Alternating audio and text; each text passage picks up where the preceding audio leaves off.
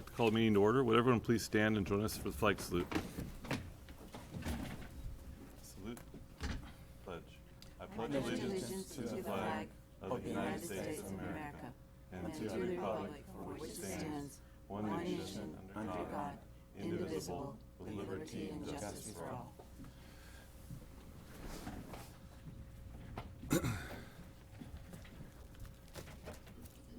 All right. I'd like to report out on our closed session, item C2A, conference with legal counsel, anticipated litigation pursuant to Government Code Section 54956.9D, number of cases 1. The board unanimously approved a settlement agreement. And then I'll come down now. We're going to welcome our new student representative, Ariana Argueta Vega. Yeah? All right. I'll come down and we'll swear you in. So you can come over to the podium.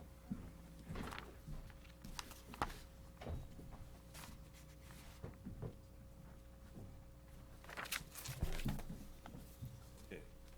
Can you raise your right hand? All right. And just repeat after me. So I state your name.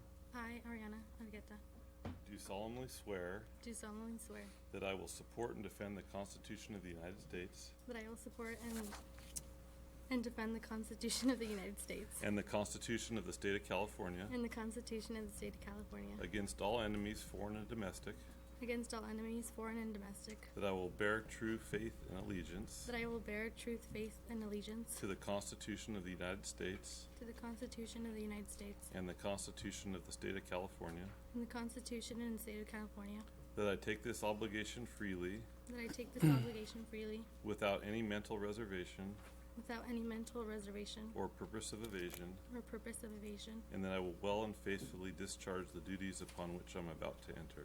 and that I will well and faithfully discharge the duties upon which I am about to enter. All right. Congratulations.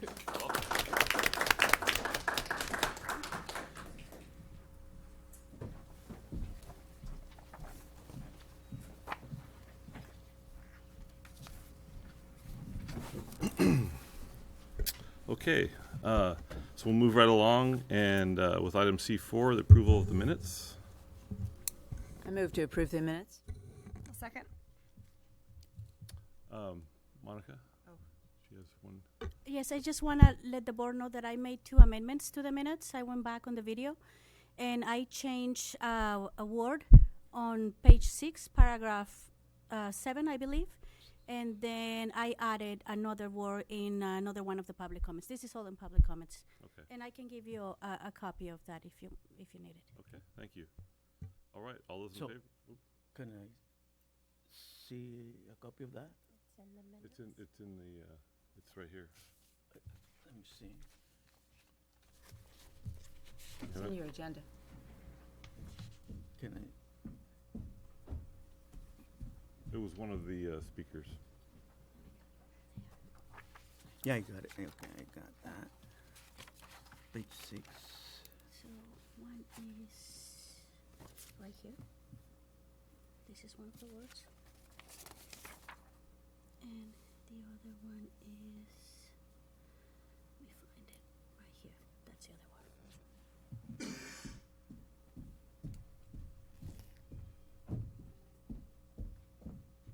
Okay, I got that.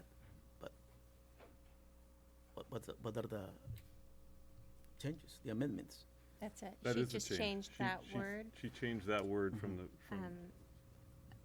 to spouse Oh, instead okay. of From- wife. alright. from wife Yeah. to Okay. spouse. And the other one, Yeah, so you have Yeah, that I got there, it. yeah. And the other was, because I got the other, okay. This is the new version. I got the other You one. good? I'm good. All right, I'm all good. those in favor? I, Aye. All right, we'll move on to item C5, approval of the agenda and consent agenda. so moved. Second. It's a roll call? Michelle? I, Rogelio? Aye. Tammy? Aye. Andy? Aye. And I'm aye. All right, thank you. All right, we'll move on to our student representative report, and Ariana. Carboneria High School has had a very busy 5 weeks. During these past 5 weeks, students have settled into their new courses and are near the 6-week grading period. Last week, we held our first student rally, and on Saturday, September 21st, over 250 students participated in our first dance of the year. We have also had presentations on the dangers of vaping, and soon our health classes will be presenting a new unit on this subject. Our counselors have been very busy presenting to our students in their classes and holding workshops for our parents in the evening. Last week, our counselors held 9th grade information night where over 50 parents attended. The 12th grade parent night will be held this week, and in the next few weeks, our 10th and 11th graders' parents and 11th grade parent nights will be held at CHS. We also welcomed our UCSB counselor, Ms. Leslie Perez. She will be working with our students to get ready for college and navigating the admissions process. Today, we welcomed our CalSO peer advisor who will support our students in financial aid and scholarships. Our after-school program crew is going strong, and soon tutoring services in all subjects will be offered. Currently, math is the only subject covered in the tutoring center. Our FFA program is going strong, and today they traveled to Hollister, California for state green hand competition. All right, thank you. Thank you. We'll move on to E2 recognitions. Dana. So I'd like to begin with the high school in Rincon. Principal Corneo would like to recognize Miss Gill and Miss Shamblin for taking on the duties of school spirit and organizing activities such as Link Crew, Spirit Week, and many other activities that contribute to a positive school culture. He would also like to recognize the Rincon counselor, Marlo Stoops, for dedicating her time to support Rincon students during their transition to the high school campus.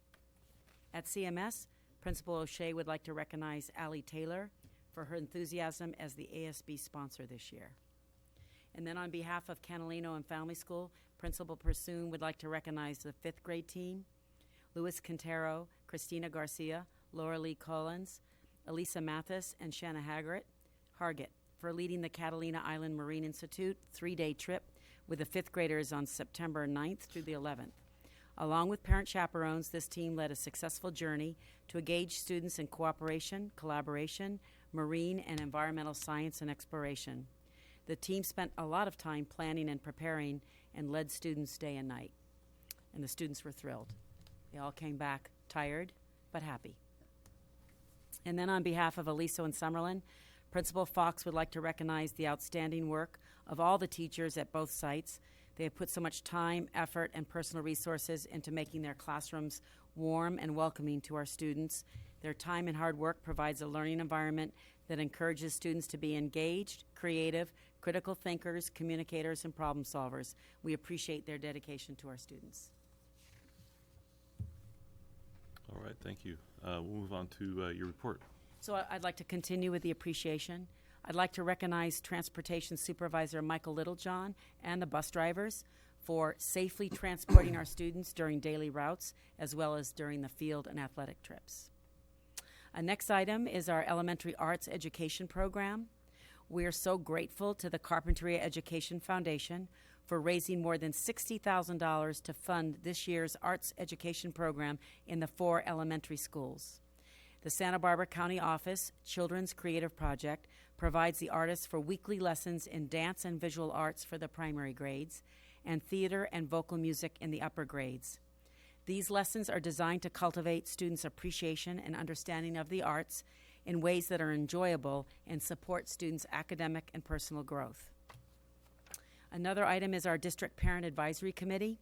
On a monthly basis, parent leaders from each school site meet with myself to discuss current issues, share the parent activities and events at the school sites, and make recommendations for district improvements.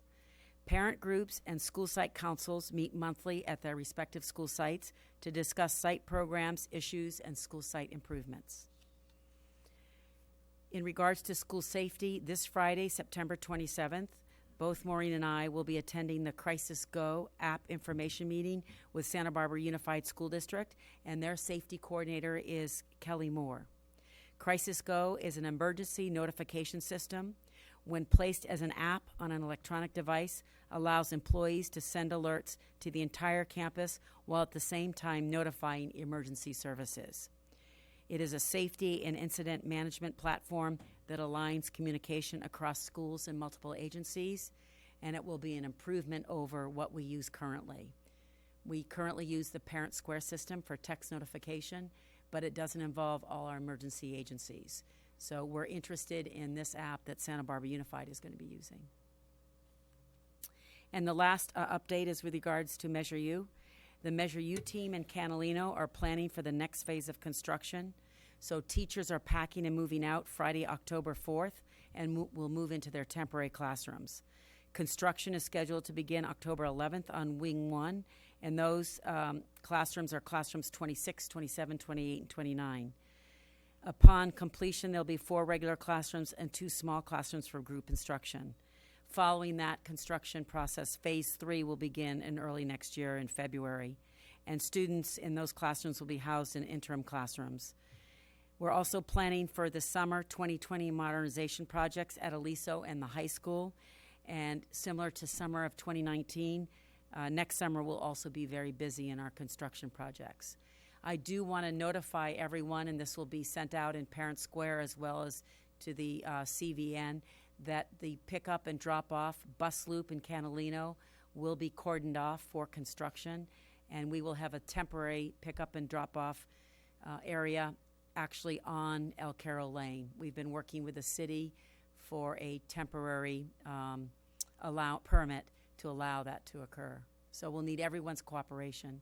And again, I remind everyone to please drive slowly around the schools. We have a lot of pedestrians. Thank you. I have a question. Yes. Then, I was wondering about our next Measure U presentation. It's been a while. Yes, it'll probably be in February or March in the spring when they've completed their projects for this year at Catalino. Okay, that's one report on committee, and also was wondering about the Measure U committee. Yes, they're meeting this month, the next month in October on 16. But are they coming back to the board to The give a Citizens report? Committee? Yes, correct. The bond Yes, oversight. Yes. that report will be shared with you as well. Oh, okay. Thank you. Okay, thank you. All right. I would like to welcome Mr. Cornejo and Mr. Shapland, who are going to give us a presentation on the CTE and engineering program at the high school. Welcome. Thank you. Well, I am happy to report to you that we finally have an engineering program at Carpinteria High School after 7 years of planning this. And this could not have happened without the support of our superintendent, the school board, CT funding, and also from CF, and also from Mr. Chaplin, who's our instructor for the course. I'm going to give you a brief introduction of our program. I will then have Mr. Chaplin come and tell you a little bit what the classes look like, and then he's got our future engineers that will do some demonstrations for you and tell you what modules they're working on and what it is stored in the future for them. So we currently are using the curriculum by Paxton Patterson. It is a total of 8 modules, and those modules are listed up on the screen for you. But they range from alternative energy to transportation technology, robotics, material science, construction technology, manufacturing, architectural design, and environmental technology. Students move from within those modules, and they work on individual projects while they're in those modules. They work in teams of 3 or 2, depending on the interest. Mr. Chaplin, along with the students, decide who goes into which module. This is the first course, which is Foundations of Technology and Engineering. This is a 2-year sequence, so this year we opened it up to juniors and seniors. Next year we'll have 2 sections, the introduction course or the concentrator course, and then the capstone. This is a letter G in the A through G sequence, and it's also part of our career technical education pathways. We currently have, this is what the classroom looks like. We're using the classroom in the new Gen 7s in the science wing. And our pathways at Carpinteria High School, and I'll give you a little bit brief introduction of what this course is. We currently have 2 sections, 37 students, and we cap the class to 24 per section. It is in the H2, not H2, S2 science wing, It has 8 modules, the concentrated course, and then next year, students will choose from those 8 modules. There will be 4 modules that they can specialize in for the full year for our 11th and 12th graders. We will be forming an engineering advisory committee. We'll be meeting in October and April. We also have had a lot of support from Tony Bauer from our San Luis Community County Education Office, who's been supporting us. And then also Mr. Chaplin has a direct line to the support line at Paxton Patterson. So if there's ever a question about the software or any module, he is able to get online, and they usually respond within a couple of minutes. We currently have a total of 6 pathways at Carpinteria High School. We have our agriculture, and within agriculture you have 2 subcategories. You have the mechanics and the biology component. We have business, which is our virtual enterprise. We added the computer science pathway this year, computer science A and B, the culinary arts, engineering, and computer design.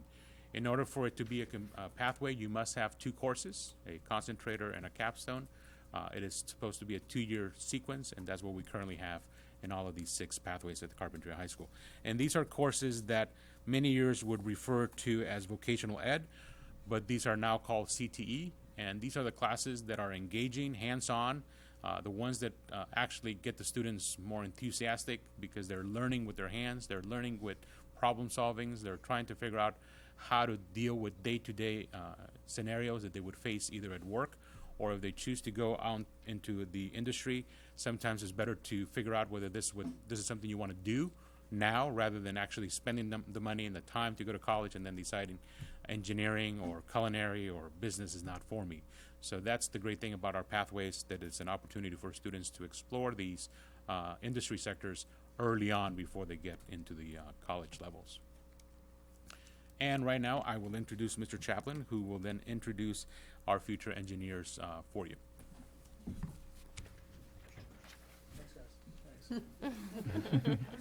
No, it's too late. It's too late. I already said that. Hi, everyone. Mr. Chaplin. I'm teaching the engineering program, my 2nd year teaching here at Carpinteria.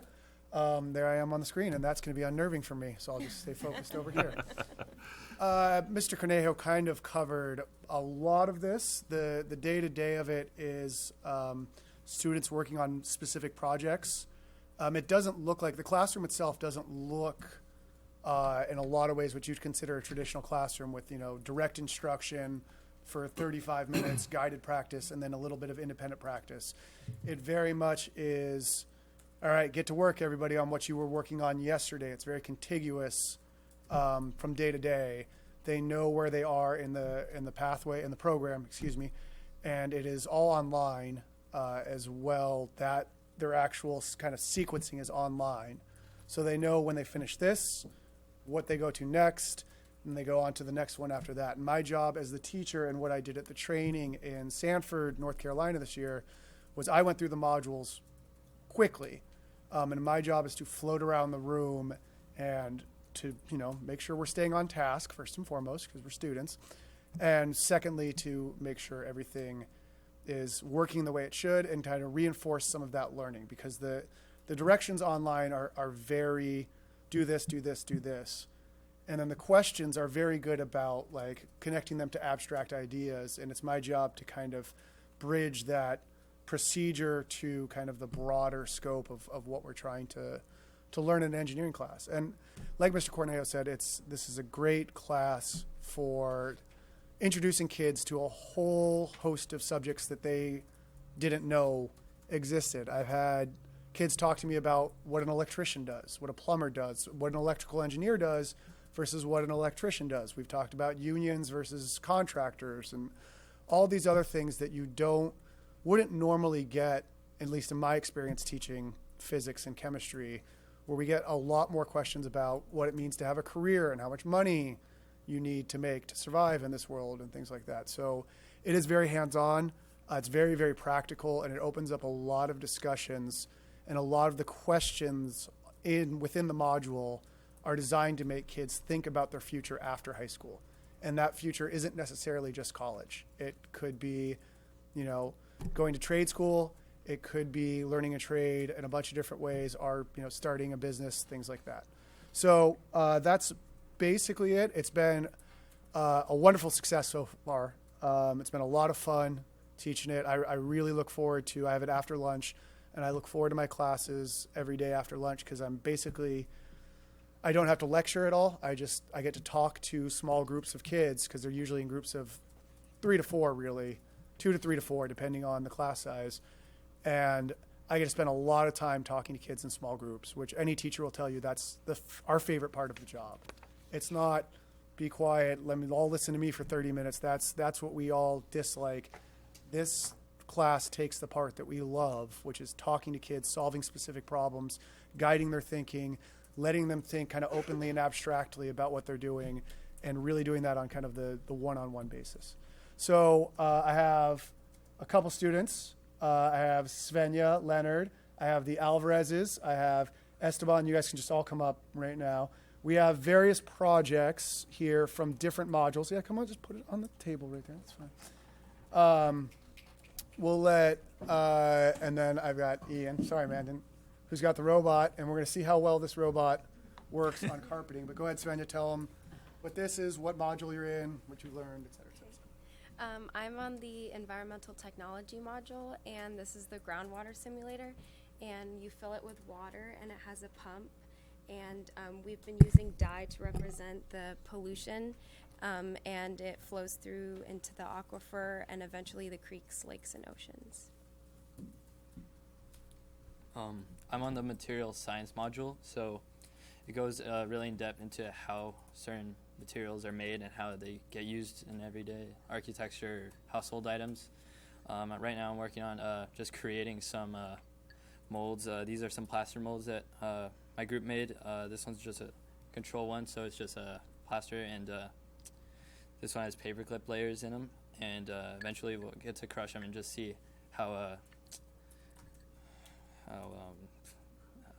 sorry. You're trying to simulate reinforced concrete, essentially. To see how durable they are. Yeah. We also made concrete cylinders, see how those are, and we crushed a couple of those today. And, yeah. Great. Esteban.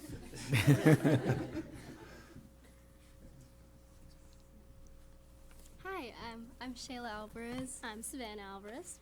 We're in the architectural design phase, and we're learning about the 5 phases of architectural design, how to listen to needs of clients.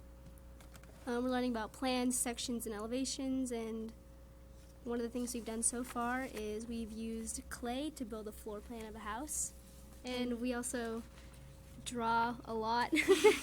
We create a lot of floor plans, a lot of elevation sections. You can come up and see them if you want, looking at things from different angles, from outside angles, and how they'll affect clients and what they want. All right. Thank you.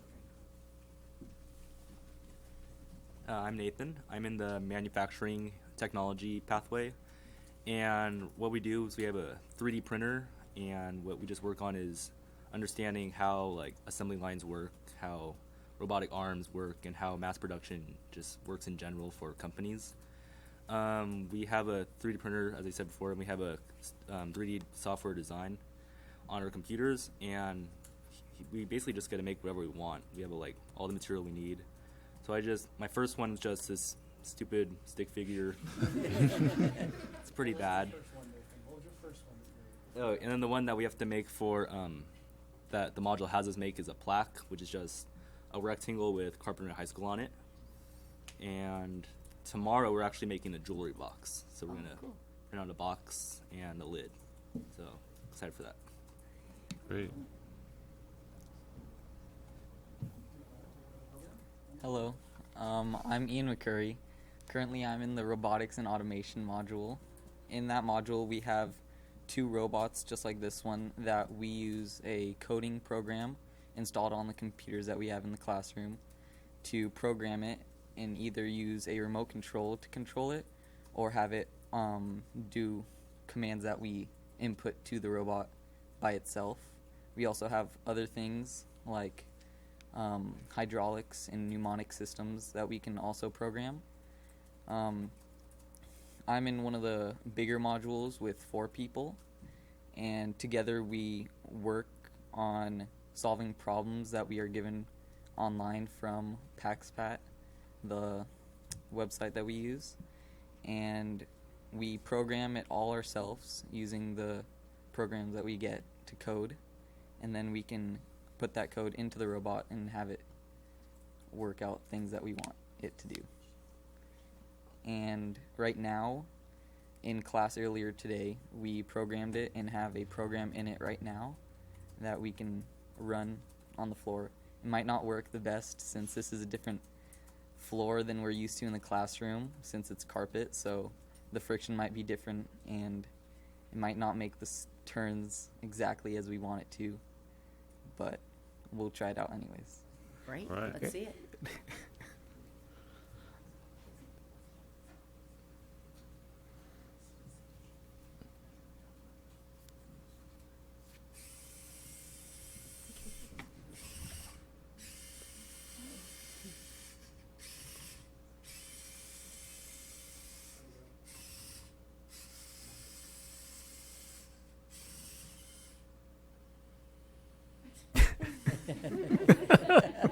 Is that the bow? Very cool. That's great. Very cool. Very cool. Thank you, everybody. We have, along with the 3D printer that Nathan has been working with, we have a CNC router box that's on its way, finally. That has officially been shipped, I believe. We've been asking about it, and it's been 2 weeks for the last 5 weeks. 2 weeks away. It's 2 weeks away. Place is a geographical oddity. So that's on its way. The other thing that's really great about the program is all of the materials were part of the what was paid for. So everything, Paxton Patterson sends us all the materials, the cups, glue, wood, everything it needs. That's probably the biggest cost here is the materials on this. But it makes it really easy that the kids know I've got them in, the material science stuff is all in that cabinet, and they know to go to that cabinet for whatever they need for that. And it works really well. And it's just been kind of a really nice program we've had so far, and we're really thankful for it, and we're really glad to be a part of it. So thank you so much. Thank you, and I think that we may have a few future science majors in college. It's really been it's really been fun to watch the kids get excited about stuff. Yes.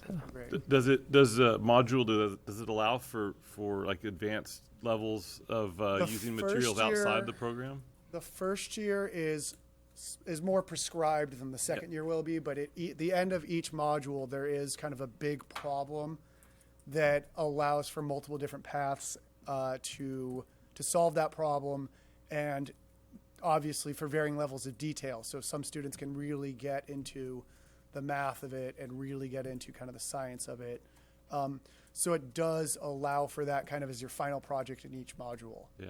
But a lot of this stuff is supposed to be very introductory of like what torsion strength versus tensile strength is. And to do that, it does prescribe the ways of do this, now try this, and then it explains it, and then it asks questions so that they make. Well, they want to have tested materials too, but I'm just thinking it would be really great to coordinate with the ag mechanics and have some crossover there, so that we could actually, apply it with, do some welding, do some machining in that, where these guys are, the engineering department is or the program is designing it, and then we're taking it over to have it constructed. Which is something, I've talked to Salvador a bunch about is trying to get more kids into welding and more kids who do the welding into the physics side of welding to try to get that kind of cross-disciplinary, interdisciplinary.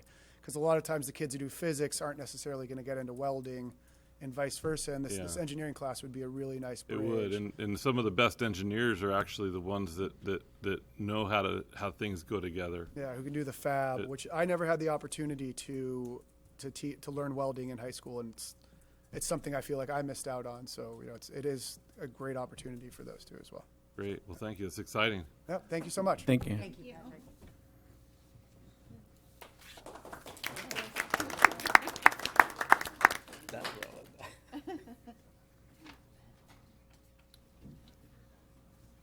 Okay. Do we have any public comment, Monica? All right. Okay, we'll move on to F and board policies. And F1 is Board Policy 1112, Media Relations, first reading. Can I get a motion there? Move to approve. I second that. Okay, any discussion? All those in favor? Aye. All right, Board Policy F2 is Board Policy and Administrative Regulation 3320, Claims and Actions Against the District, first reading. Can I get a motion? I move to approve. I'll second. Any discussion? All those in favor? Aye. Aye. Okay, F3 is Board Policy and Administrative Regulation 4218, Dismissal, Suspension, Disciplinary Action, first reading. I'll move to approve. Second that. Any discussion there? All those in favor? Aye. Aye. Aye. Aye. All right, we'll move on to G, Educational Services. G1 is Public Hearing on Availability of Textbooks and Instructional Materials for the 2019-20 school year. So I'll open that hearing. Any comment? Nope. Close the hearing. Move on to item G2, which is Resolution 19854, resolving that we have a sufficiency of textbooks or instructional materials. Any motion to approve? I move to approve. Second. Okay, any discussion? This is a roll call. Michelle? Aye. Rogelio? Aye. Jamie? Aye. Andy? Aye. And I'm aye. Okay, move on to H, Business Operations Facilities and Warrants. Can I get a motion there? I'll move to approve. Second. Any discussion? All those in favor? Aye. Aye. Okay, item H2, gifts, grants, and donations. We're being asked to approve a donation from the Carpentry Education Foundation in partnership with Project Lead the Way to the district in the amount of $6,895 for the purchase of Project Lead the Way robotics kits and materials to be used at the elementary level. I'll move to approve. I second that. With gratitude. Thank you. Very much Yeah. so. All right. All those in favor? Aye. Aye. Okay, item I, Measure U. I1 is acceptance of completed contract for modular classrooms at the middle school with Shaw Contracting. The completed construction contract amount is $2,224,780.98. Can I get a motion there? Happily move to approve. No, we did the warrants. Yeah. Yeah. Yeah, we did. Okay, can I get a second? I'll second that. All right. Any discussion? All those in favor? Aye. Aye. Okay, item J, Personnel, J1 Personnel Summary. Can I get a motion? I move to approve.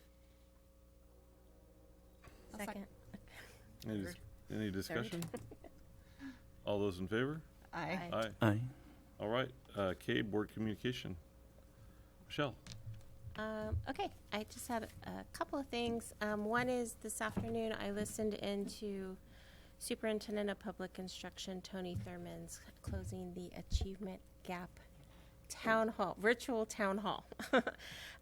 So basically CDE is asking districts how they can help us with how to address the opportunity gap.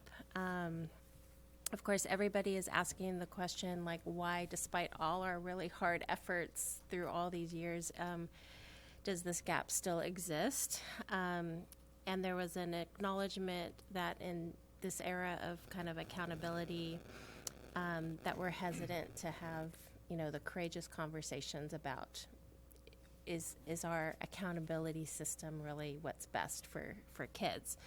So in terms of measurement and assessment, CDE is asking districts to share any model ways that we can enhance student voice in the accountability process. including possibly student portfolios that students put together throughout their academic career, more project-based learning applied to real-world problems, which is exactly what the Engineering Academy just demonstrated to us, and then inviting us to submit ideas that we can do outside of standardized testing and benchmark measurement as a way to assess student knowledge, which I thought was very exciting.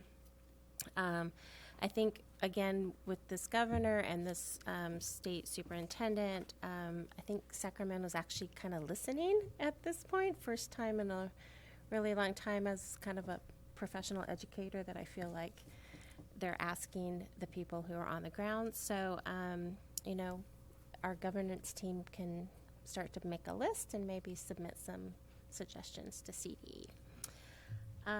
I also wanted to share that our director of athletics, Pat Cooney, is really great about sending us updates on the Warrior winnings and losings and all the effort that goes around our athletics. And he sent a very kind of moving email 2 weeks ago, I think, and I asked him if I could just read it out loud and share, just because I thought it was a really good topic. So he was stating the Warriors had won their share of contests this week, but also lost through some tough ones. We need to recall how important losing is to the process of athletics and life. We can only hope that practice at losing in the athletics setting can prepare us for real losses in life. Legendary UCLA basketball coach John Wooden said, "Losing is only temporary. You must simply study it, learn from it, and try hard not to lose the same way again." Local Hall of Fame coach Scott O'Leary would say the worst season you could have would be to lose every game. The second worst would be to win every game. Richard Bach expressed that how we lose and how we change because of it is learning. He says losing in a curious way is winning. And the 3 essential questions that a parent, coach, or fan can ask after a loss that turning losing into winning are: what went well today? What needs work? How are we better because of the loss? The results of the sports games in Warrior territory this week pale in comparison to the community's loss of Mr. Warrior, Ed Rubio. He lived and breathed Warrior athletics firsthand, then through his children, also through his extended family and grandchildren. Every Carpinteria Warrior was his friend, win or lose. The collective response to the losses will prove that we are always learning and that Warrior spirit never dies. So I just thought that that's really a great advice, I guess, for all of us in terms of sometimes things go well and sometimes they don't, but we keep learning and trying. So, thank you. Thanks, Michelle. Rogelio. Yes. 2017, 2018, probably about, let's say 25 times, I discussed about not overspending on legal fees. And after last board's presentation of the unedited actuals report,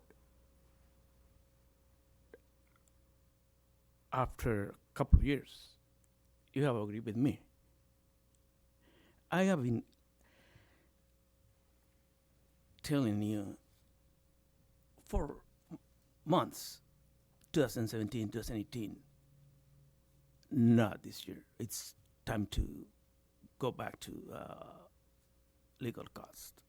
Last year, I called the district on. Look, you're spending a lot of money on negotiations with union leadership. We haven't. This is what I said last year, a lot of times. You have an attorney.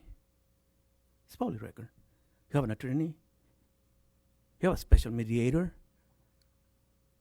What are they doing there? They're just cashing in.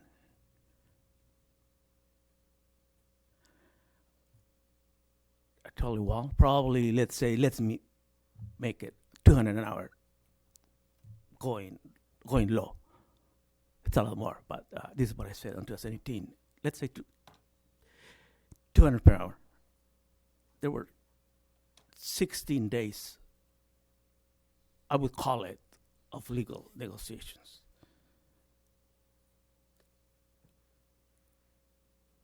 And I said, that's probably at the very least 20,000.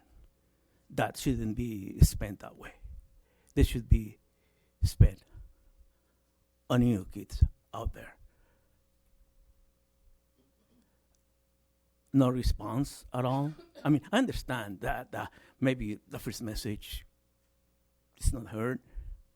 Second message overlooked. It's all right. It's normal after 7 messages to not pay attention. But after a couple of years, come on, there's going to be a response. And we got it. You said it, Maureen, last board meeting. Well, look at this. We have a deficit. We're on the, there's a red flag. We have spent a lot of money on legal fees due to last year's negotiations. Well, and then you said, public record, 5 grievances. That's a lot of money to pay for the district. Well, this is what I have been telling you for a couple of years, 2017, 2018. I would say, let's say 20 times. From 40, I'll go down to 20. Watch out. Don't overspend money on legal fees. There's always a way to negotiate. That money should go to you to keep more classified employees. You need them. We have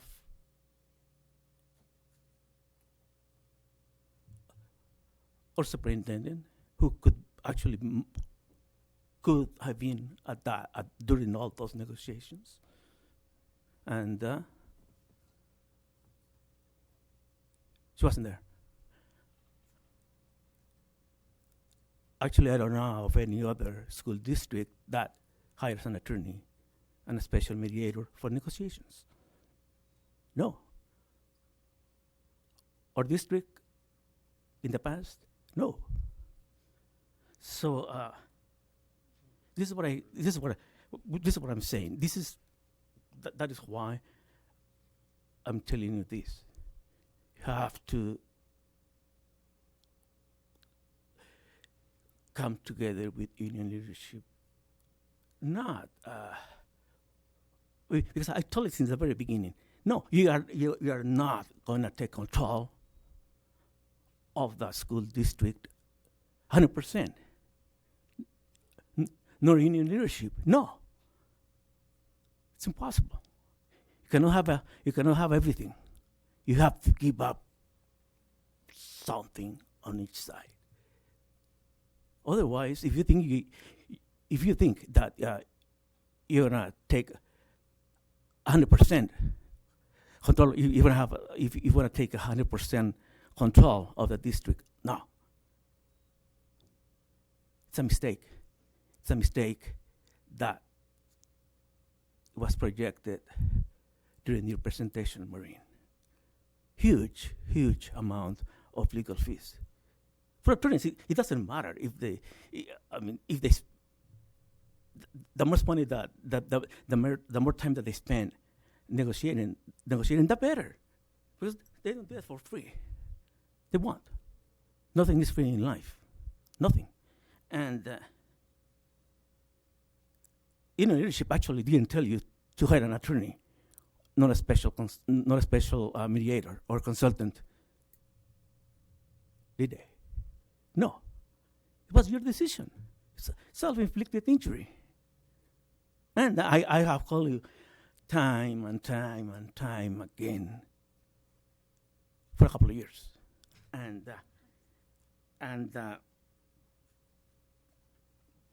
once again, I make the call. I implore to you, please work together. Otherwise, we're going to see all of this red flag again and again. So let's do it for the benefits of our kids. Thanks, Rosalio. Thank you. Thank you. Jamie. Thanks.